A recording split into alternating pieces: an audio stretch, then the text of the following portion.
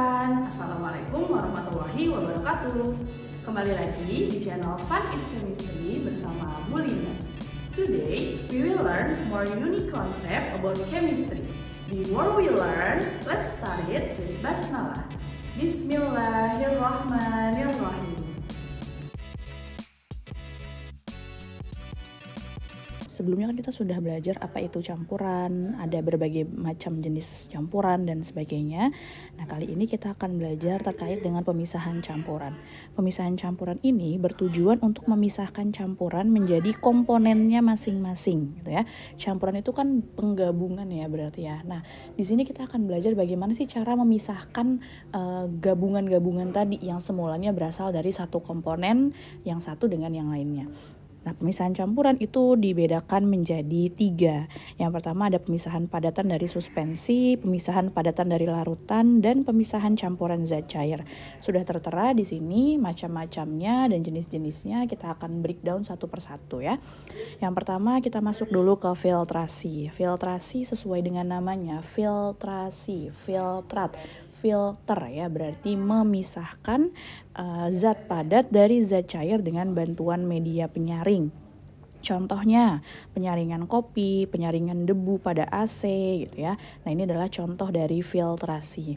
Kemudian yang kedua ada sentrifugasi. Nah, nanti kalian akan menemukan metode pemisahan campuran sentrifugasi ini menggunakan alat yang namanya adalah sentrifus gitu ya. Sentrifugasi adalah metode pemisahan campuran yang dilakukan dengan memanfaatkan gaya sentrifugal. Nah, gaya sentrifugal ini gaya memutar yang nantinya akan memisahkan satu komponen dengan komponen yang lainnya. Ini contohnya pemisahan lemak dari susu untuk memproduksi susu rendah lemak serta pemisahan sel darah merah dari plasma darah. Nah, ini alat sentrifugasinya ya, namanya sentrifus. Nah, ini nanti alat ini dia akan muter nih, Nak.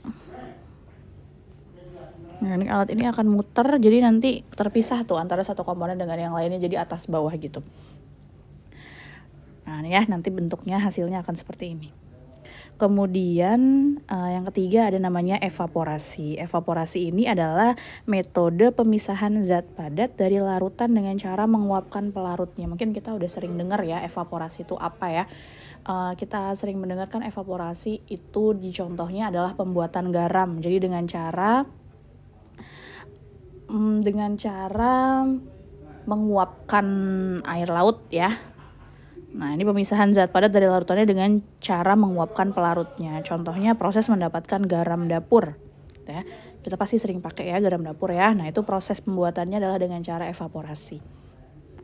Kemudian ada kristalisasi. Kristalisasi adalah proses pemisahan komponen zat padat dan zat cair dalam campuran homogen dengan cara memanaskan campuran tersebut hingga zat padatnya membentuk kristal. Nanti kita akan coba di dalam beberapa percobaan begitu. Nanti ini akan terlihat bagaimana proses pembuatan atau proses pembentukan si kristal-kristalnya ini. Nah, contohnya ada di proses pembentukan salju dan proses pembentukan stalaktit dan stalagmit. Kemudian ada destilasi. Nah, ini destilasi yang nanti akan banyak alat-alatnya ya yang akan kita gunakan ya. Destilasi itu adalah metode pemisahan zat cair dalam campuran homogen yang didasarkan pada perbedaan titik didih masing-masing zatnya. Kita ketahui sendiri bahwasannya setiap masing-masing larutan itu punya titik didihnya masing-masing. Kayak misalnya air. Ada yang tahu air itu titik didihnya berapa?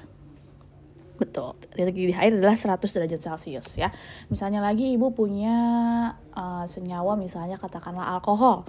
Nah, alkohol itu kalau kamu searching ya, itu dia titik didihnya adalah sekitar 90 sampai 96 derajat Celcius. Nah, maka antara air dengan alkohol dia punya perbedaan titik didih kan ya. Nah, misalnya ibu mencampurkan antara air dan alkohol. Kemudian diaduk sampai sudah tidak terlihat lagi mana airnya, mana alkoholnya. Nah, itu bisa kita pisahkan dengan cara yang namanya destilasi gitu ya. Nah, ini contohnya pemisahan fraksi-fraksi minyak bumi serta proses pemurnian alkohol. Nah, ini eksperimen destilasinya.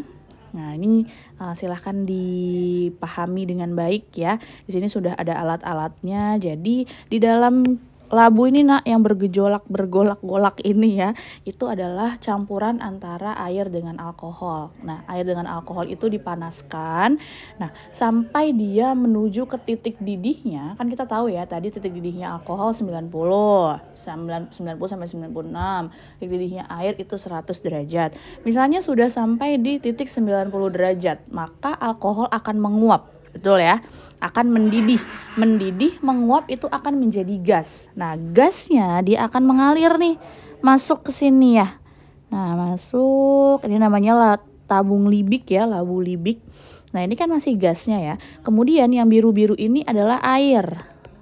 Nah, jadi yang awalnya titik didihnya suhunya itu sudah 90 derajat, kemudian didinginkan dengan air, maka dia akan kembali ke posisi semula, yaitu bentuknya dari gas akan berubah lagi menjadi cair, gitu ya. Nah, berubah lagi jadi cair, dia akan turun, masuklah ke labu Erlenmeyer. Maka yang masuk ke labu Erlenmeyer ini adalah yang punya titik didihnya lebih rendah dibanding yang lain, gitu ya. Tadi kita tahu titik didihnya alkohol itu 90 sampai 96.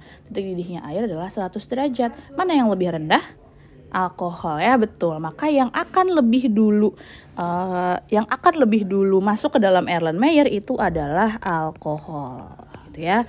Nah, udah nih sampai sini berarti jangan didiemin terus, jangan terus dinyalain apinya. Kalau misalnya sudah mencapai titik didih tertingginya alkohol 96 derajat Celcius, buru-buru matiin apinya. Supaya apa? Supaya airnya tidak menguap dan ikut bercampur kembali dengan alkohol. Gitu ya, itu adalah cara memisahkannya. Maka nanti yang di gelas Erlenmeyer ini adalah alkohol, sedangkan yang ada di labu alas bulat ini adalah air. Gitu ya. Oke, kita lanjut. Kemudian ada ekstraksi. Ekstraksi ini adalah metode pemisahan campuran berdasarkan perbedaan kelarutan masing-masing dalam pelarut tertentu. Contohnya, pemisahan aromatik dari minyak kerosin untuk meningkatkan daya bakarnya. Nah, ini cara untuk melakukan ekstraksi adalah dikocok ya nak ya. Nanti kita akan pelajari lebih lanjut terkait dengan bagaimana cara mengekstraksi suatu campuran, gitu ya. Nah, ini ada caranya ya, nanti bisa dipisahkan, dikocok dulu, terus nanti terpisah antara yang organik dan non-organik, kemudian bisa langsung dipisahkan. Kemudian ada kromatografi. Kromatografi adalah metode pemisahan campuran berdasarkan perbedaan kecepatan zat terlarut yang merambat dalam suatu medium. Contohnya, mengidentifikasi adanya pencemaran lingkungan serta pemisahan protein.